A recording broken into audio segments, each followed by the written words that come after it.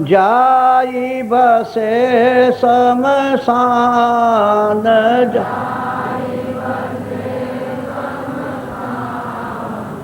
मन तू भजो गुरु का नाम।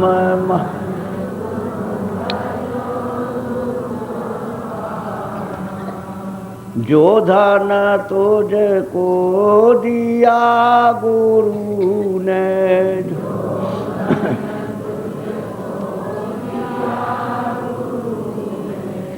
इससे कर कछु काम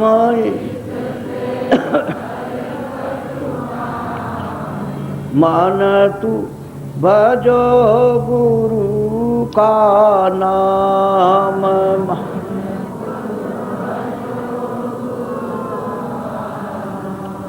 अंत समय यों ही लौट जाएगा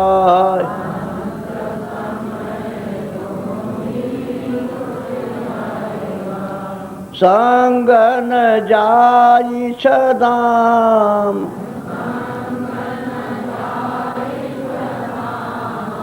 मन तू भजो गुरु का नाम।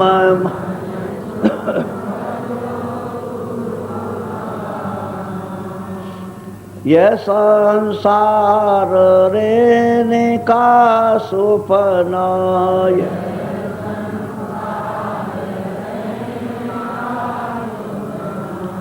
आई किया विश्राम।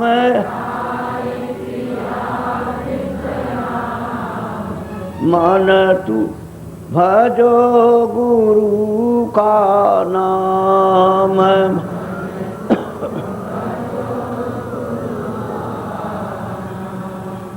चारे देना के संगी सब है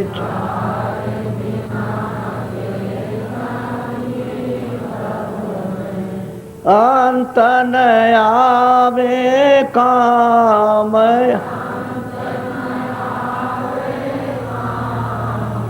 मन तू भजो गुरु का नाम।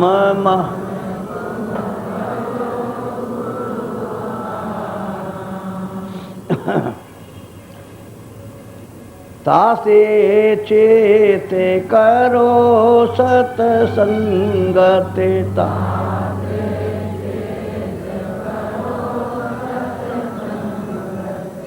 भजन करो आठो याम।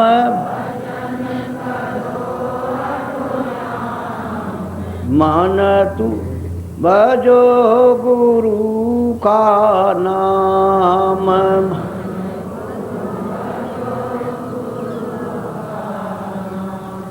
यही भजन तेरे संग चलेगा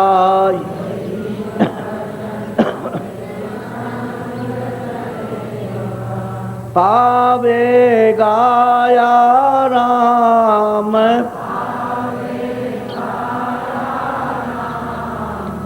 मन तू भजो गुरु का नाम।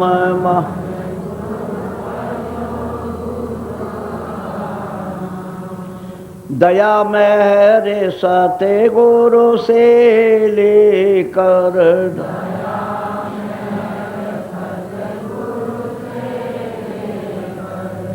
चारों तीर कोटि धाम।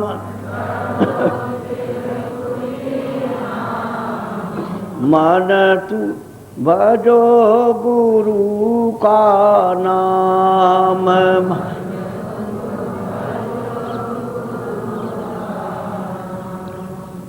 काल कर्म से बंधन छूटे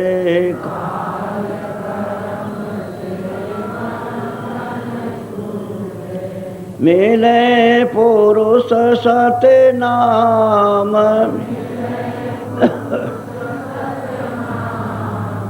मन तू भजो गुरु का नाम।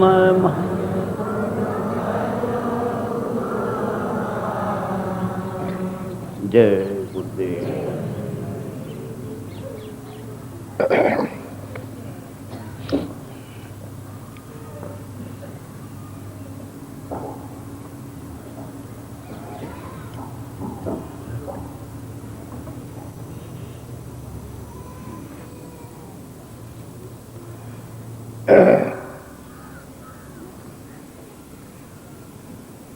सबके घटों में घाट पर मन जो है सूरत के साथ दुश्मनी का काम करता है।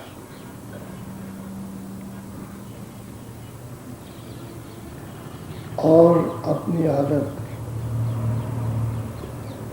जो संसारी पड़ी हुई है चस्के की आनंद लेने की वो छोड़ता नहीं। संसारी इंद्रियों का रस पीका, उसमें कोई आपको आराम नहीं मिलेगा और ना उसमें सुख मिलेगा।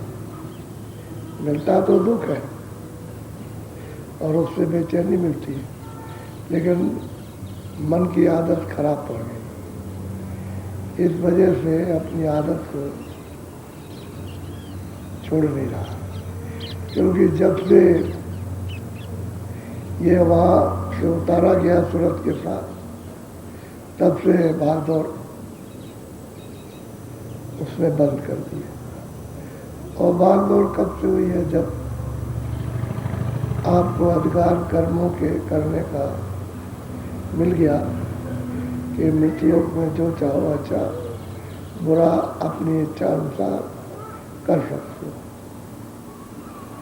तो मन फ्री हो गया। क्योंकि पहले तो ये अधिकार नहीं था और ना अच्छा था ना बुरा था, तो उस समय पर मन साथी था और अंदर का रस लेता था, सूरत भी रस लेती थी। लेकिन जब अधिकार मिल गया और सब तरह के सुख मिल गए, तो अब इसमें फंसने लगा। और धीरे धीरे धीरे धीरे जब कर्म बनने लगे तो वो एक पर्दा गंदगी का, यानी पुण्य भी करो तब भी पर्दा है। वो सफेद पर्दा है तो पर्दा ही है, और वो काला पर्दा। जब बुरा काम करो तो काला, अच्छा काम करो तो सफेद। लेकिन अब पर्दे के अंदर आ गए तो धीरे धीरे दोनों, पहले तो आपने ज्यादा अच्छे काम किए, कभी कभी बुरा बना, उसी तरह से ये सब जमा होता गया। अंतिम परिणाम ये रहा कि मन को, सूरत को और नाम डोर से अलग होना पड़ा, क्योंकि आधार उसका जाता रहा और न सुनाई दे न उसको दिखाई दे। तो अब मन की आदत पर इंद्रियों के घाट पर बस उस चस्के की पड़ गई, छोड़ता। महसूस होता है कि अब ये काम ठीक नहीं कर रहे, लेकिन अब आदत पड़ी हुई है तो भूल से कर लेता है। आदत के बस होकर वचन नहीं पकड़ पाता, इसलिए उसको कर लेता, फिर पीछे पड़ जाता कि हमने ये अच्छा काम नहीं किया, बुरा किया, ये नहीं करना चाहिए। क्योंकि हमको ये समझाया गया था कि ये नहीं करना था, लेकिन अब हो गया। अब वो धीरे धीरे कपट बनने लगा। तो जब सत्संग में आते हैं तो कपट बनता है, धीरे धीरे कपट का भंडार जमा हो गया, तो हम नहीं खोल पाता कि मेरे मन में ये विकार इंद्रियों के घाट पर बैठ करके हो रहे, विकारों का कष्ट किया। तो ये समझता है मेरी तो ही नहीं हो जाएगी, मेरा अपमान हो जाएगा और मुझे लोग जलील करेंगे, अपमानित करेंगे। तो कहता नहीं है, और भजन के लिए आदत हो गया। सुमरन भी नहीं कर सकते हो, ध्यान भी नहीं कर सकते हो। तो ये सब तरह से जब सूरत परेशान हो गई, इसको मनाते मनाते तो फिर उसने प्रार्थना करना इस मन से शुरू किया, क्योंकि उसने सत्संग में सुना है कि भाई सूरत मन को तू साथ ले ले, पहले दोस्त था तेरा दुश्मन हो गया, तो दुश्मन को तू फिर से दोस्त बना ले। तेरा साथी था, जहाँ तू बैठी है वही वो भी बैठा हुआ, और बुद्धि भी वही बैठी, और चित्त भी बैठा और अहंकार भी वही बैठा। लेकिन इंद्रियों के घाट पर जब भागदौड़ मची तो ये वहाँ पहुँच गए। एक चिंतन करता है, दूसरा संकल्प करता है, तीसरा निश्चय अनिश्चय, और चौथा दीवार लगा के कहता है ठीक है। उसको कहते हैं अहंकार, गरुड़ गुमान, इसमें पागल होते। तो सत्संग में पता चला कि तुम मन को अगर साथ ले लेगी तो तेरा काम बन जाएगा। और मन भगदड़ मचाए हुए, वो बैठना नहीं चाहता दरवाजे पर, तो सूरत उससे प्रार्थना करती है, वो सुनने लायक है, उसको ध्यान से सुनिए। और ये सबके घटों में ये बात है, अपनी आजमाइश अपने आप हो जाती है, लेकिन अब तुम्हारा बस नहीं चलता। कोशिश करते हो मन उधर न जाए तो फट पाते, क्योंकि उसका तो स्वभाव है। अब जिसका स्वभाव पड़ गया मजबूर है। अब सूरत जब सत्संग में सुना कि बगैर मन को साथ किए हुए काम नहीं बनेगा, तो अलग झीकती है, वो अलग पश्चाताप करती है कि मैं साथ नहीं देता, भाग जाता है। तो अब उस मन से प्रार्थना करती है। जरा वो सुनिए, एक सिलसिले से एक तरफ से सुनिए कि वो कहती क्या है, मन से क्या कहती है। बोलो। मन रे माने बचन एक मेरा, मन रे माने बचन एक मेरा। अब दोनों आंखों के पीछे बीचों बीच में जो सूरत बैठी है, वो इसमें प्रार्थना करती है कि हे मन, तो मेरा एक वचन मान लो। जो तुमने कहा वो तो मैंने हमेशा माना, लेकिन तुम एक ही मान लो। तुमने तो जुग जुग से मेरी एक बात नहीं मानी। कितने जुग और कल्प बीत गए, जन्म भर से तुम माना ही नहीं, लेकिन अब की बार तुम मान लो, क्योंकि मैंने सत्संग में सुना है कि सूरत तुझे मन को साथ लेना पड़ेगा। तो एक बार तुम मेरा मान लो, एक ही बात, एक ही वचन मान लो। बोलो। मैं तेरी दासी जन्म जन्म की, तू हुआ स्वामी में। और वो जो सूरत बतलों से आई है, वो कहती है इस मन से, मन तो से दल कमल से उतरा, इसको यहाँ से लगाया गया, वो वहां से आई। ये वो एक सूक्ष्म तत्व है। मन सूरत नहीं है, लेकिन वो चेतन का एक तत्व है, और इसके साथ लगा दिया गया, और बगैर इसके वो कोई काम कर नहीं सकता, इसी की शक्ति से करेगा। तो मैं दासी इन्हीं सेवका, जन्म जन्म की, इन्हीं एक जन्म की नहीं, जब जब जन्म हुआ तब मैं तुम्हारी दासी रही, और तुम मेरे स्वामी हो, मैं तुम्हारी चेली और तुम मेरे स्वामी हो। एक वचन एक बार मान लो। एक ही वचन कहती है कि एक मान लो, तो कहती है तू मेरा वचन मान लो, मैं तुम्हारी दासी हूँ। तुम्हें कितनी उसकी तारीफ और मन की कितनी बड़ाई उस सूरत ने की, जिसको कह नहीं सकते। बोलो। तीन लोक का नाथ कहावे, तीन देव तेरा चेहरा। और सूरत कहती है कि हे मन, जब तुम अपने स्थान पे थे तो तीन लोग के मालिक थे।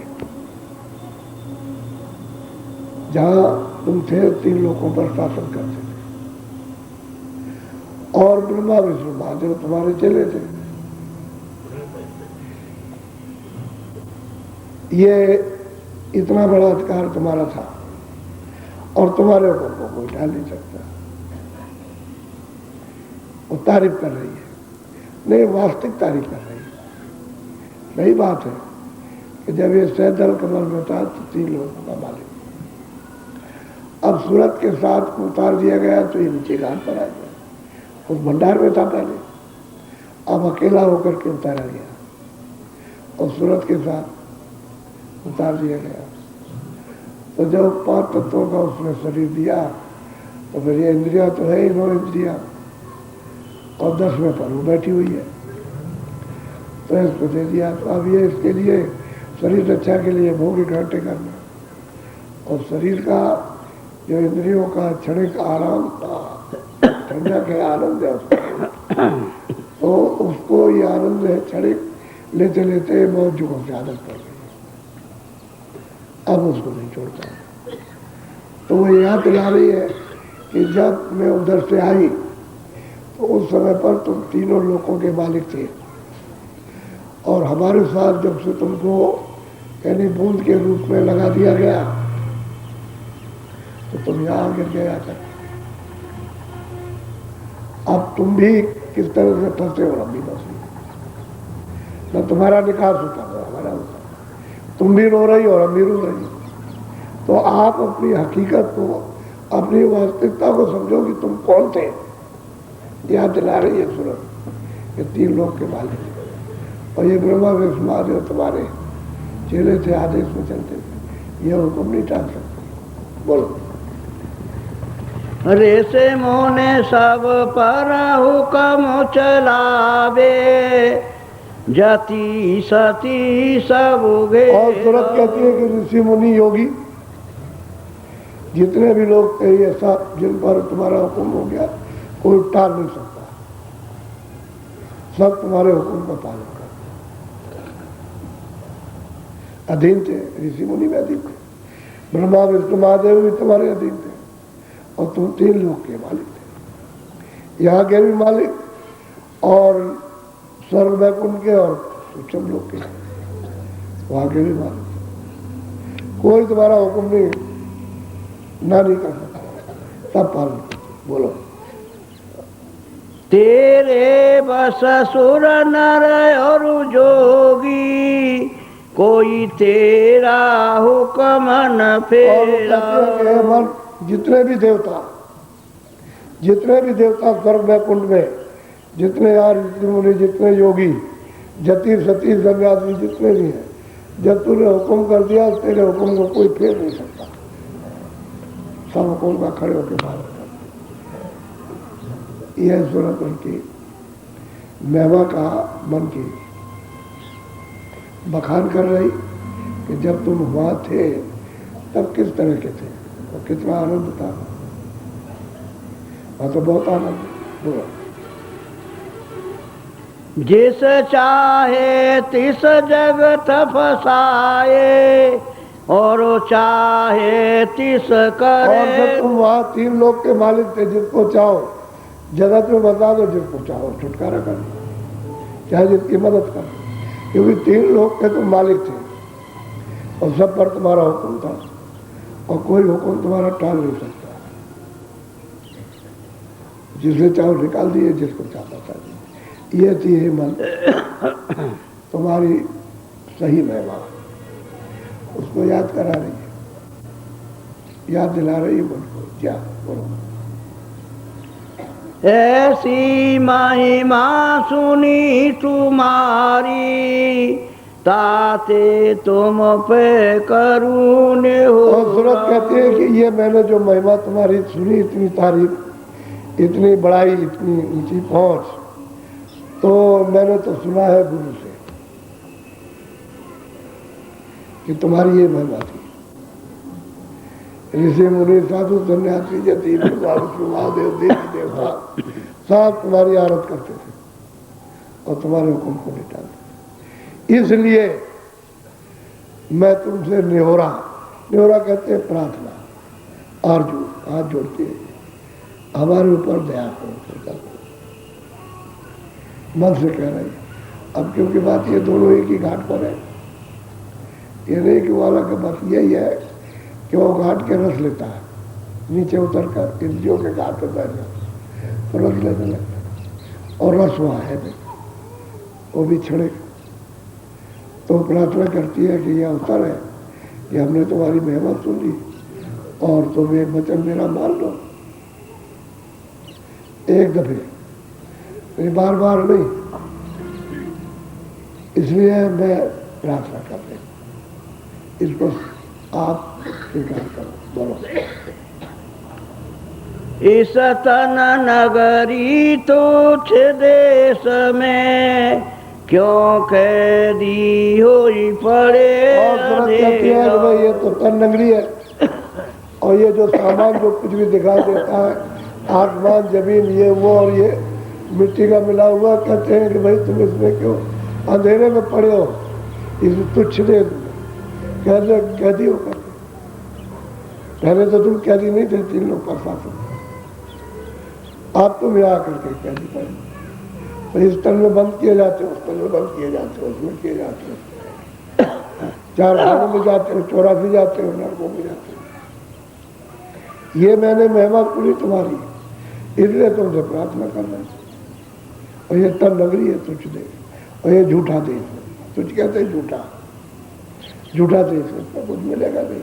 और तुम कैदी होकर और ये जिल्लत मुसीबत आफत ये तमाम तरह की भोग रहे हो, चिल्ला रहे हो, और मैं भी तुम्हारी वजह से परेशान।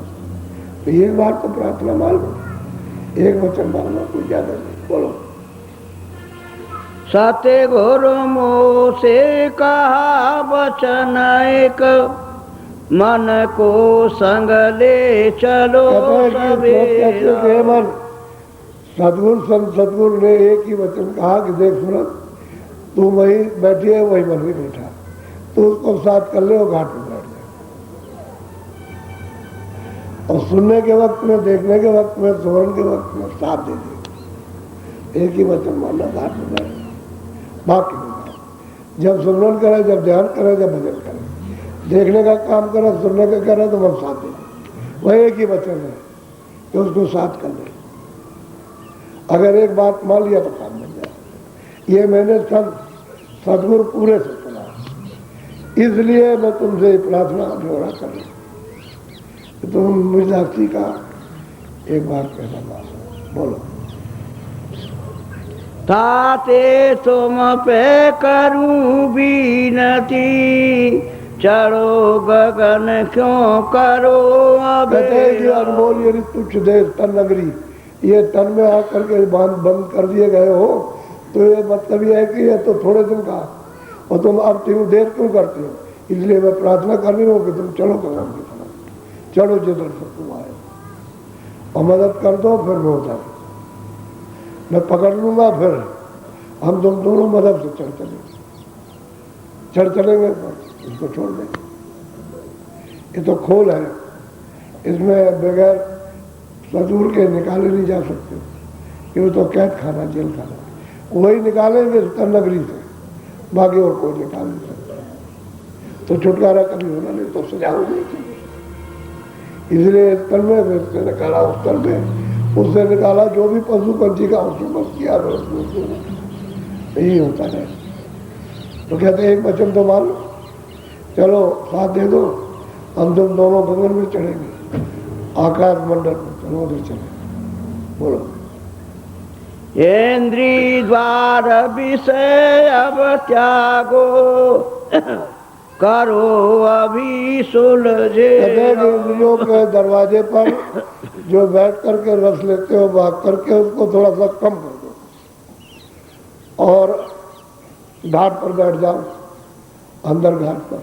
तो कहते हैं ये सुलझेरा, इन्हें सुलझ आओ, छुटकारा पा लो, और नहीं तो बहुत मुश्किल हो जाएगा, क्योंकि समय निकला जा रहा है। इतने आर्त भाव से, तुरंत मन से दासी बनकर उसको अपना स्वामी बनाया, और प्रार्थना कर रही है कि एक ही वचन गुरु ने कहा, उसको तो मान। थोड़ा भी इसमें से त्याग छोड़ो, थोड़ा सा दरवाजे में बैठो, हमारा साथ दो। जी बोलो। तुम सासंगी और न कोई, मैं तुम्हारी और तुम ही और सूरत मेरा। कहती है कि देखो तुम्हारे जैसा साथी तो मेरा कोई है नहीं, माता पिता भाई बहन कुटुंब परिवार धन दौलत राज, तुम मेरे साथी हो और मैं तुम्हारा, तुम मेरे मैं तुम्हारी। तो एक वचन तो हमारा मान लो, पर एक ही वचन बनाना चाहती है और दूसरा नहीं। अब कितनी उसने दुखी भाव में प्रार्थना की है, अब वो सुन रहा। बोलो। मुझ दासी का कहना मानो, गगन मंडल चढ़ी बांधो डेरो। कहते भाई मुद्दासी का तुम कहना मान लो और हम तुम दोनों मेहनत करके और जल्दी से आकाश में चढ़े और वहाँ एक अपना स्थान बना दो। डेरा कहते हैं स्थान, उसमें चलो पहुँचने वहाँ। चलो हम बोलो। जैसे थे तैसे फिर हुइयो, क्यों दुख सुख यहाँ सहो कहते हैं भाई तुम जैसे जब आए थे तब 3 लोग पर तुम्हारा अधिकार था, हुक्म चलता था। कहते हैं तुम जैसे पहले थे वैसे हो जाओ, फिर तुम्हारा सब पर सब लोगों पर तेरा हुक्म चलने लगेगा और सब तेरा पालन करें। यहाँ दुख सुख में क्या पड़े तन नगरी में, इस तुच्छ देश में इसमें क्या मिलेगा, कितने दिन हो गए अभी तक कुछ नहीं मिला। अब सूरत उसको समझा रही है, और वो क्यों समझा रही है कि वो गुरु से वचन सब मिल गया। अब ये साथ देता नहीं है, उसको कह रहे तो भाई मन को साथ ले जा, रो गा करके। अब रो रही गा रही है, तुम जैसे पहले थे 3 लोग के मालिक थे वैसे ही अपने स्थान में पहुँच लो, वहाँ तुम्हारा भंडार है और पहुँच जाओगे, हुक्म चालू हो जाएगा। और यहाँ दुख सुख नगरी में ये दुख और सुख यहाँ मार घात खा रहे हो और रो रहे चिल्ला रहे, मुझे भी पीड़ा हो रही है। पीड़ा तो सुनते ही होती है।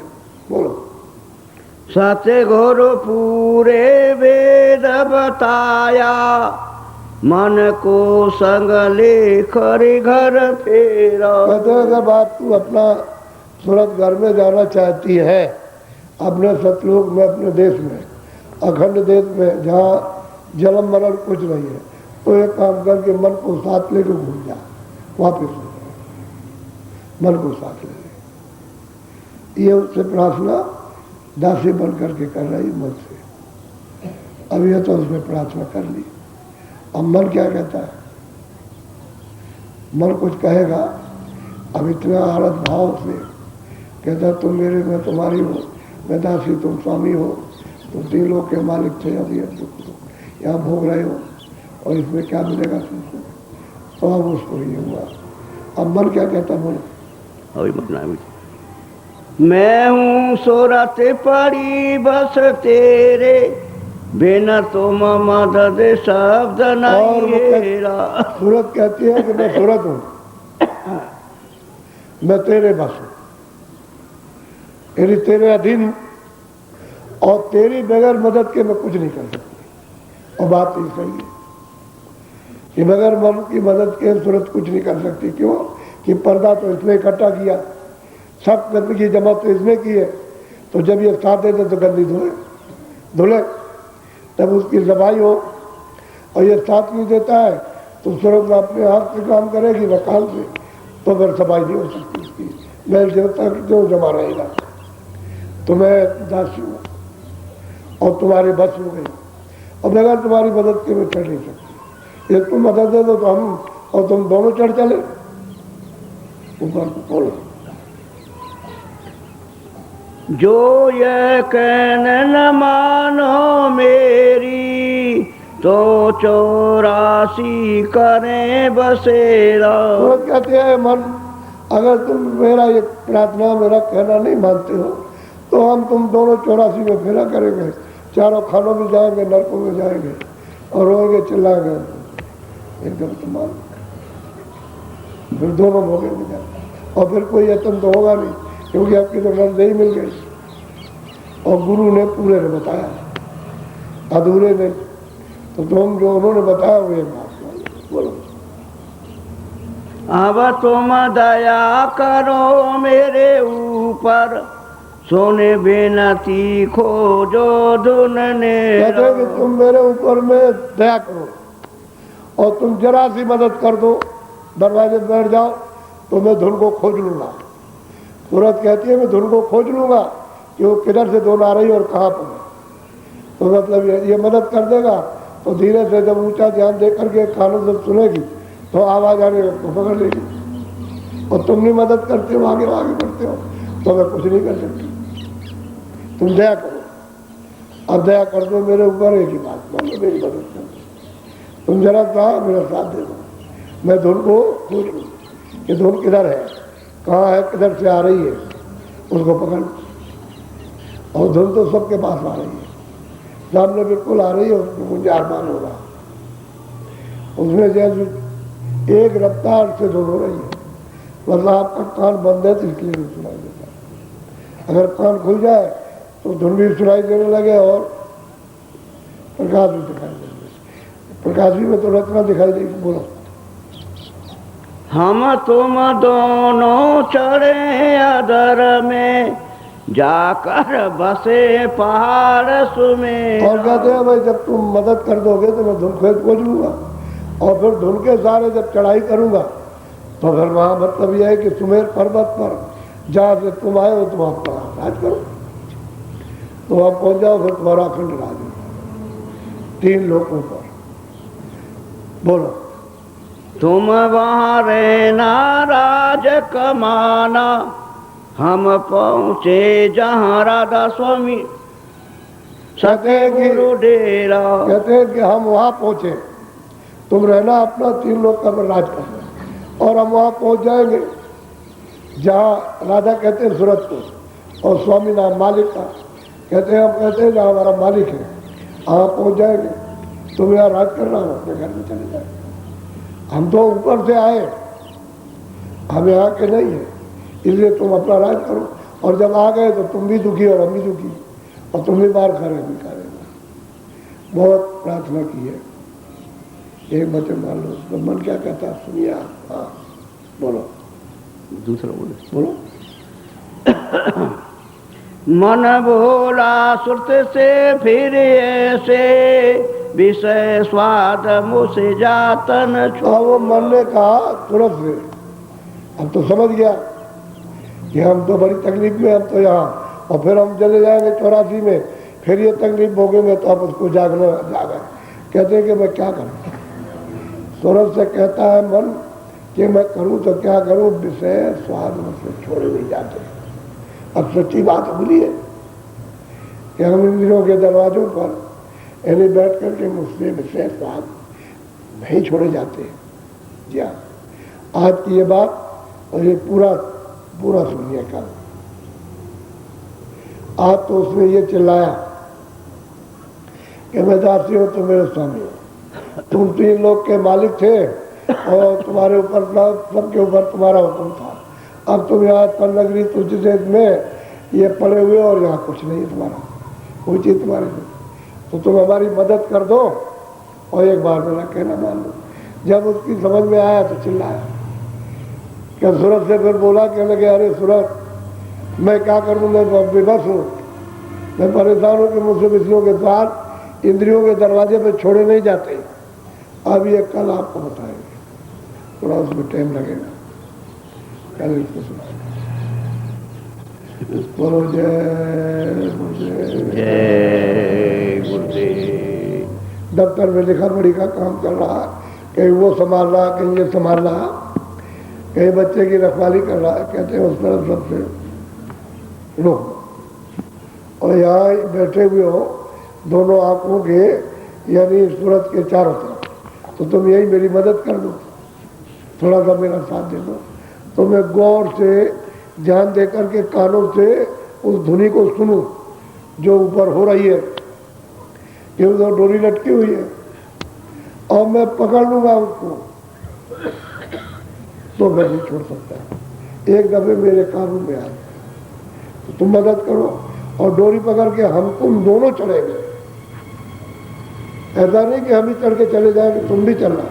तुम चढ़ के जाना वहाँ तुम्हें पर्वत पर, वहाँ रह करके अपना राज करें, अपने भंडार में पहुँच जाओ। अब वहां तो जरा सा एक कण यानी एक जर्रा, अरे उसको वहां से दे दिया, सूरत का साथ दे दिया तो वो भी भटक रहा। अब वहां भंडार है उसका, तुम आ रहे ना राजकुमार, 3 लोग पर मैं हुक्म चला, देवी देवता सब तुम्हारे अधीन। सीधी सीधी बात। अब वो चिल्लाएगा तो अपने जितने उसके ऐब होंगे, जितना मतलब ये उसकी बुराई होगी, वो सब उससे वो गिल देगा। अपनी जितनी कमजोरी हो सब उसको, वो कल आपको सुनाऊंगा। थोड़ा सा मन को ताकि ऊपर की तरफ, क्योंकि मैं आपको ये समझाता हूँ कि ये देखो, ये जो आकाश है, ये आकाश, इन आंखों का बाहर की आकाश, सूरज इस आकाश के ऊपर बैठी, नीचे नहीं है, इस आकाश के नीचे नहीं, ऊपर है। और जो कर्म जमा आपके होते हैं, पाप पुण्य, ये सब इसके ऊपर होते हैं। तो सूरज का हृदय ये है, ये हृदय नहीं है उसका। यहाँ कर्म नहीं जमा होते, यहाँ कर्म जमा हो तो आप जला दिए जाते हो तो सब कर्म जल जाएंगे। आप पानी में डुबा दिए गए तो वहां सब डूब बह गए। वहां कर्म कहीं नाम निशान कोई चीजें नहीं पहुंचती, वहां न तलवार पहुंचे, न जहर पहुंचे, न हाथ पहुंचे, ये कुछ नहीं वहां पर, न कोई हवा पहुंचे, न अग्नि पहुंचे। वो तो उसने अलग हिसाब रखा कि ऊपरी बैठा रखा है, ऊपरी गंदगी जमा होती है और ऊपरी से इसके ऊपर आवरण पड़ा तो इसके कान बंद हो गए, आँख बंद हो गए, भाग बदहोश हो गई। अब वो मन से कह रहे तुम मेरा साथ दो, जैसे तुम साथ दोगे वैसे मैं धुन खोल दूंगा, और उस धुन के साथ रसारा, इससे बहुत मीठा रस है, तुम भी पियोगे, मैं भी पीऊंगा, तुमको भी बल मिल जाएगा, हमको भी मिल जाएगा, दोनों को बल मिलेगा और दोनों एक दूसरे की मदद से चढ़ चलेंगे। तो थोड़ा सा भजन में बैठ जाए, कमरा डालो सिर पर।